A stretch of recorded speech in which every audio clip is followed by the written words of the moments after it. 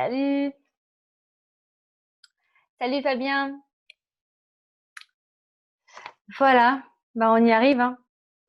On arrive enfin, depuis ce temps. On devait se faire cette interview et on l'a pas fait. Et là enfin, j'espère que tu vas bien. On devait se faire cette interview depuis, wouhou, depuis super longtemps.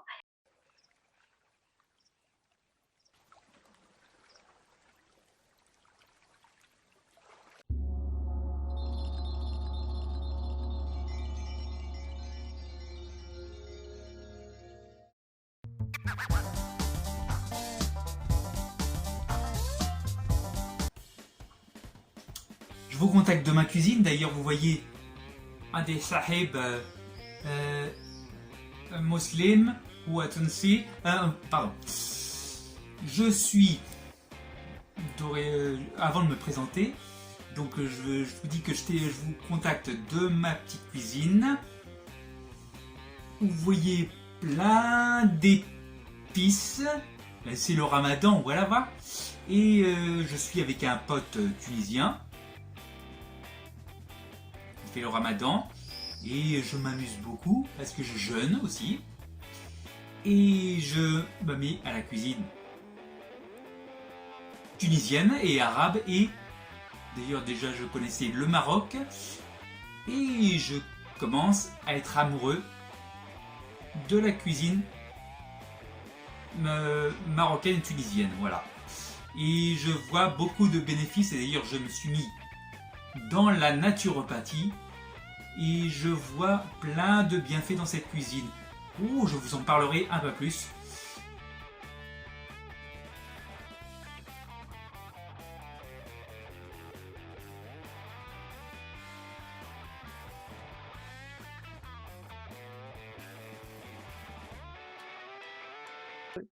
Alors, première question, quels sont, pour détendre un peu l'atmosphère et un peu, voilà, quels sont tes humoristes et acteurs préférés?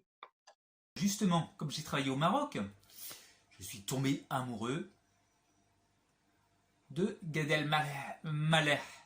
Gad Elmaleh, je dis en français. Et donc, il est d'origine marocaine, premièrement. Puis deuxièmement, il a des compétences énormes. Très très bon clown. C'est sûr, c'est pas un très bon humoriste. Moi, je préférais, il y a longtemps, dans la préhistoire, je me rappelle, je préférais Bedos, De Vos, je sais pas si ça vous dit quelque chose, mais ils avaient des super réflexions, mais par contre, des très bons humoristes, mais par contre, c'était pas des très bons clowns, parce que Gad Elmaleh, c'est un showman. Vraiment, je le remercie. Vraiment, c'est un géant de l'humour. Un géant c'est un clown, super. Ah ouais! Ouais, pour ma part, ce serait plus, Michel Larocque, Danny Boone et et j'aime bien Florence Foresti. Autre question, aimes-tu voyager ou où as-tu voyagé jusqu'à maintenant et où aimerais-tu voyager, par la suite, malgré ta différence ou ton handicap? J'adore voyager. J'adore voyager, c'est mon truc. J'avais des parents qui adoraient voyager. Ils adorent toujours voyager. Et ils m'ont emmené quand j'étais enfant. Et j'ai beaucoup voyagé. Et j'ai commencé à aimer ça, je pense. On dit le voyage forme la jeunesse. C'est comme ça qu'on dit. Enfin, bref. C'est une expression que je n'ai pas dit depuis longtemps. J'adore d'autres pays et puis d'autres personnes qui pensent autrement. C'est très formateur, c'est très formateur. Vraiment, c'est très important pour moi. Et d'ailleurs, j'ai travaillé beaucoup dans des pays étrangers, surtout dans le nord de l'Europe, grossièrement en Angleterre et puis en Norvège. Waouh! C'est waouh, c'est fou. Oh, justement, tu as parlé de handicap, et ça j'en parlerai peut-être un peu plus tard, mais je ne suis pas, vous voyez, je vous contacte d'une chaise. Bon, c'est pas très bien rangé, je suis désolé. Le contact d'une chaise, je suis, on va dire, vous avez le mot handicapé, mais j'aime pas du tout ce mot. C'est plutôt personne différente qu'il faudrait dire. J'en parle mieux parce que en ce moment, je me suis mis à écrire des bouquins. Je en parle sur Amazon. Tiens, je vous donnerai les références précises pour que vous cherchiez les petits propos que j'ai publiés sur Amazon. Parce que j'ai vraiment envie que le mot handicap soit rayé de la carte, rayé du dictionnaire Larousse. Et je veux qu'on parle de personnes différentes. Je vous en parlerai un peu plus parce que je vous en parlerai un peu plus si vous êtes intéressé. Quel est le livre qui t'a le plus marqué ou le livre que tu lis actuellement, par exemple?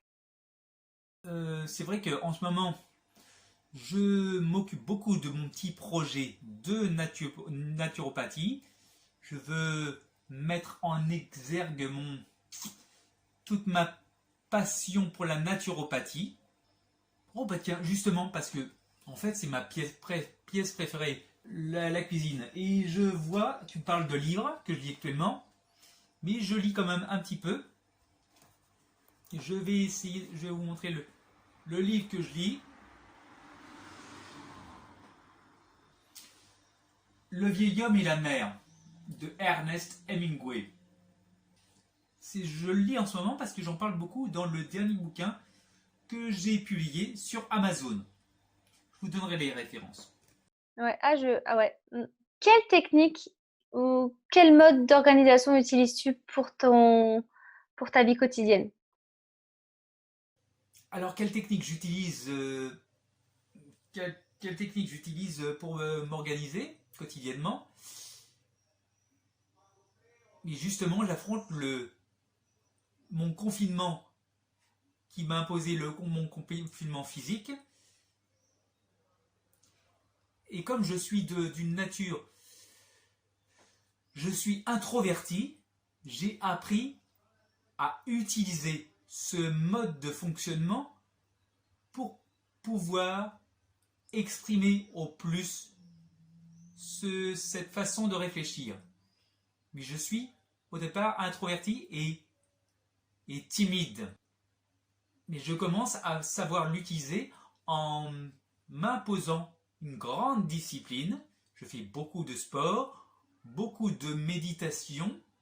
D'ailleurs, c'est très très intéressant pour tout le monde pour être le plus positif possible. Ouais. Mm. Comment vis-tu ta différence et ton handicap? Comment j'affronte le handicap? En fait, c'est toutes les techniques.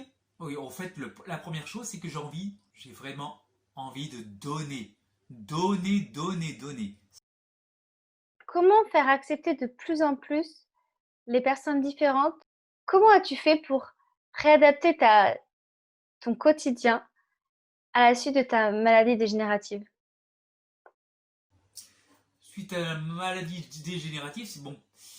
C'est vrai que les 10 premières années, en fait, j'ai carrément, j'étais très négatif et très surpris et choqué par ce qui m'arrivait. Et d'ailleurs, c'est ce qui vous arrive un petit peu dans le confinement en ce moment.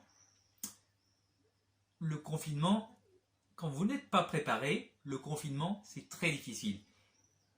Et moi, d'ailleurs, je vous aide. J'ai plein de techniques que j'ai appris par moi-même. Ça m'a pris du temps. Et en l'exposant, pour vous, ça prendra bien moins de temps. Oh, je remercie d'ailleurs, premièrement, Vincent, parce qu'en fait, c'est pas moi qui l'ai cherché. J'ai fait des petites vidéos YouTube sans vraiment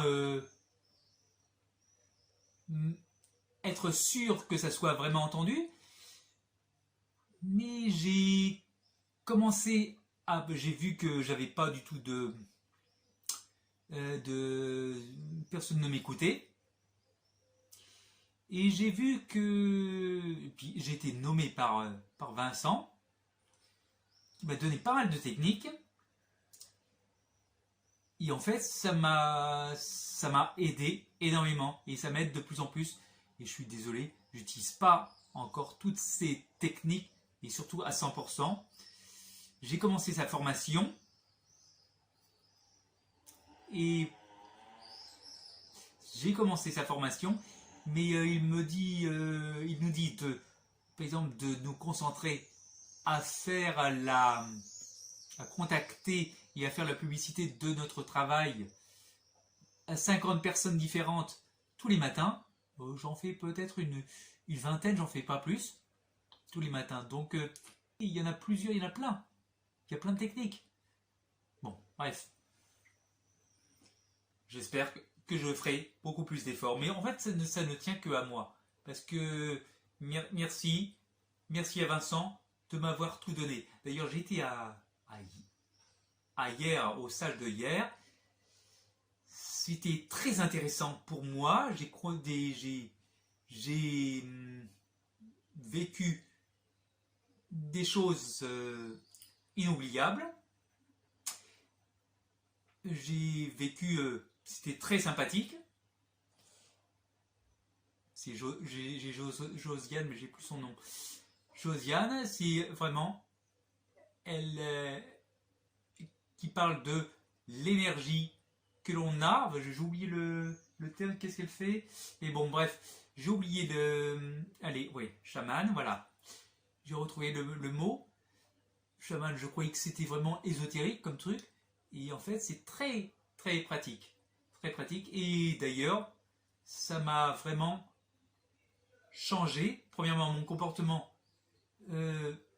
devant la caméra. Avant, j'étais complètement... puis ça changeait complètement mon comportement. J'arrive maintenant à utiliser de plus en plus l'énergie que j'ai.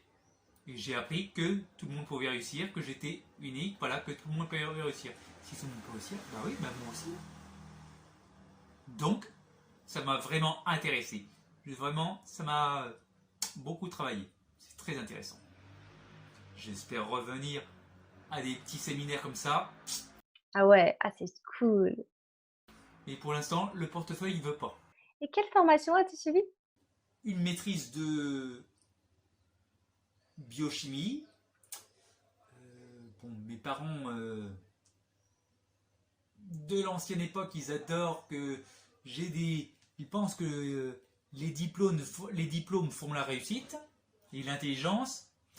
Donc, je me suis forcé à faire une petite maîtrise de biochimie. D'abord, je me suis lancé dans la médecine. Et puis, je me suis arrêté à PCEM1. Pour la première année, j'ai eu le bac, bien sûr. Un bac scientifique. La médecine, j'ai pas réussi parce qu'il faut vraiment être passionné par la chose. J'avais des copains, mais c'est surtout des copains qui aiment faire la fête. Donc, voilà, j'ai pas été très loin. J'étais pas...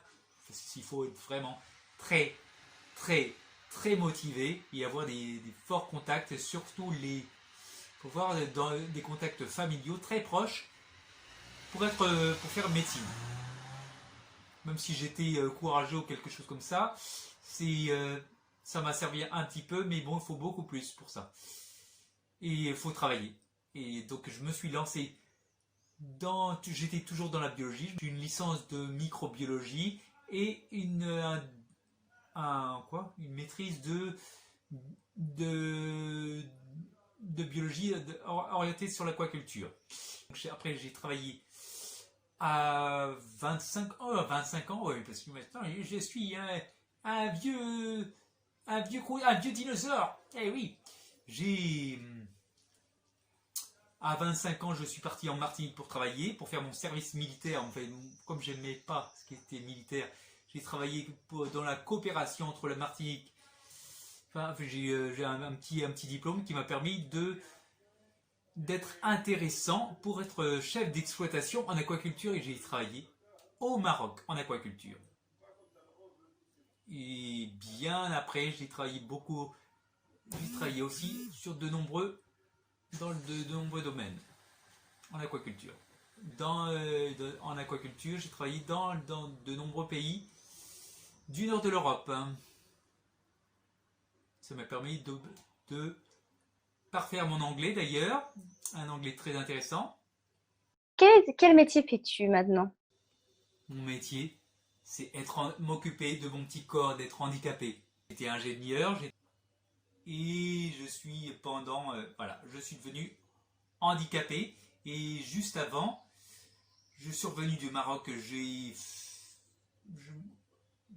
Comme j'allais voir les médecins, souvent les médecins, j'ai trouvé un boulot de professeur, quelque chose que je connais bien, parce que mes parents sont professeurs. J'étais professeur de biologie. Ma santé se dégradait un petit peu, parce qu'il faut être mobile quand on est professeur. Quel type de partenariat as-tu fait ou aimerais-tu faire? Peut-être avec des marques ou avec d'autres créateurs, comme là on est en train de faire. On est en train de faire un partenariat et ça me ravit vraiment beaucoup. Et la seule qui m'a répondu, c'est la journaliste qui me contacte tout de suite. Enfin, donc c'est la seule que je remercie. Quelle est la rencontre qui t'a le plus aidé et marqué? Oh, quelle est la rencontre qui t'a le plus marqué? Bon, je vais pas parler de toi. As-tu des peurs? Et comment fais-tu pour faire face à ces peurs? Bah, j'ai beaucoup de peur, j'ai peur de tout. Oh, la principale, et que tout le monde a, surtout pendant le confinement, une peur de mourir. Et justement, c'est très intéressant pour être positif. Étant positif, je veux dire le virus, je me rappelle, on doit toujours se rappeler la phrase de Pasteur qui dit le microbe n'est rien, le terrain est tout. Vous comprenez un petit peu? Si le parasite, il s'installe dans un corps qui lui dit non, non, non, tu rentres pas, toi t'es pas intéressant, tu rentres pas, allez, au revoir, va voir ailleurs. Si ça se passe comme ça, le parasite ne reste pas longtemps. Et il ne faut pas oublier que les virus ne sont pas classés comme des êtres vivants. Les virus sont absolument parasites. Ils ont besoin d'un hôte pour pouvoir survivre. S'ils n'ont pas d'hôte, ils ne survivent pas. C'est pas comme des bactéries ou quelque chose comme ça. C'est très, très, très, très fragile, les virus. Quels sont tes passe-temps? En ce moment, j'adore travailler. Mes passe-temps, mes passe-temps, non, c'est le sport, mais enfin, le sport. Je reste le plus humble possible. Je ne suis pas orgueilleux. Courageux. 1. 2. Je suis téméraire. J'étais têtu. Maintenant, j'ai appris à être opiniâtre. J'ai appris beaucoup à être positif. D'ailleurs, c'est une de mes armes pour affronter le handicap, le confinement. J'espère que vous m'entendez. Je vais me rapprocher parce que... Troisième qualité, c'est être honnête. Je suis honnête, c'est vrai. J'ai appris dans ma petite famille, dans l'éducation de mes parents, j'ai appris à être honnête. J'essaie de dire ce que je fais et de faire ce que je dis. Si une chose devait changer dans ta vie, ce serait de faire quoi? Si une chose devait changer dans ma vie, ce serait le succès. Et je pense que je peux un petit peu l'espérer avec la belle formation que m'a proposée Vincent. Il y a de nombreuses techniques qui me permettront d'atteindre le succès. Et si tu étais un animal, ce serait lequel? Tu peux en choisir un ou deux. Un animal totem, par exemple. Oh, j'aimerais être une colombe, la fameuse colombe de la paix. Une belle colombe qui aiderait tout le monde. Si tu étais un vêtement, ce serait quoi? Ce serait lequel? Je serais plutôt un pull pour les gens qui ont froid l'hiver. Je veux toujours aider les personnes. Si tu étais un pays, tu irais où? Tu peux en choisir deux, trois, si tu veux. Si j'étais un pays, je serais la France. Ah bah oui, je suis français. Donc, oh, la France, c'est vraiment un super pays. Mais par contre, ce qu'ils font du pays en ce moment, ce que les dirigeants font du pays, c'est vraiment n'importe quoi. C'est honteux. Dans ma maigre culture littéraire, je vois que la culture française, elle est énorme. Énorme. Il y a une énorme culture. Mais c'est vraiment dommage. J'espère que ça reviendra, mais c'est vraiment dommage.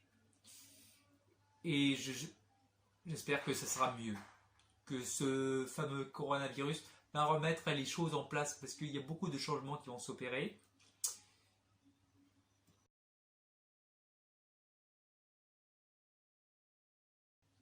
Donc je demande le plus de contacts possible et que vous soyez intéressés. J'espère que déjà dans l'académie, vous allez me regarder un petit peu l'interview et j'espère que ça intéressera d'autres gens.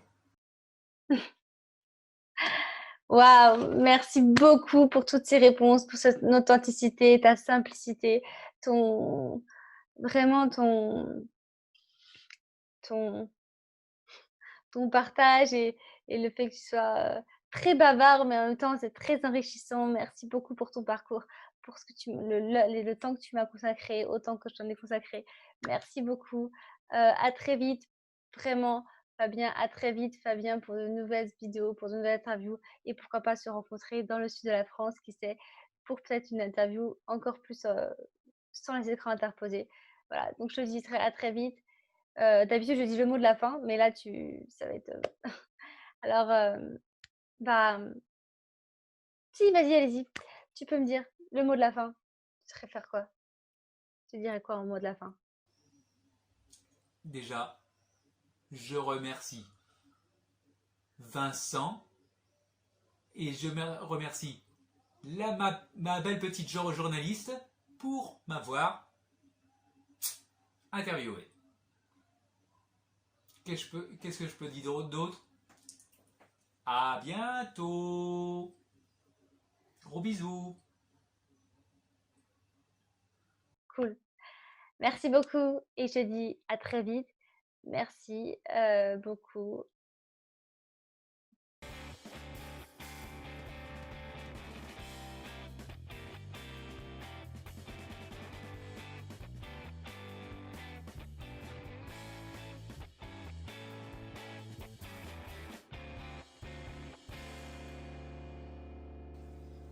Oh, je filme un beau micro-ondes. Et d'ailleurs, je suis contre les micro-ondes. Je préconise de ne pas utiliser le micro-ondes. Bon, bref. Mmh. Vous verrez. Oh, je vous téléphone à côté d'une fenêtre. Il fait très beau dehors. On n'a pas le droit. On est confiné. On doit rester confiné entre quatre murs. Et moi, ça ne me dérange pas parce que je suis confiné depuis une vingtaine d'années. Et donc j'ai plein de conseils à vous donner. Bon bref, je suis un peu trop bavard. Désolé, je comprends plus les nombreuses questions, mais je pense vous avoir donné quelques petites réponses. J'espère que ça vous a intéressé. Et j'espère que je vous verrai un petit peu plus tard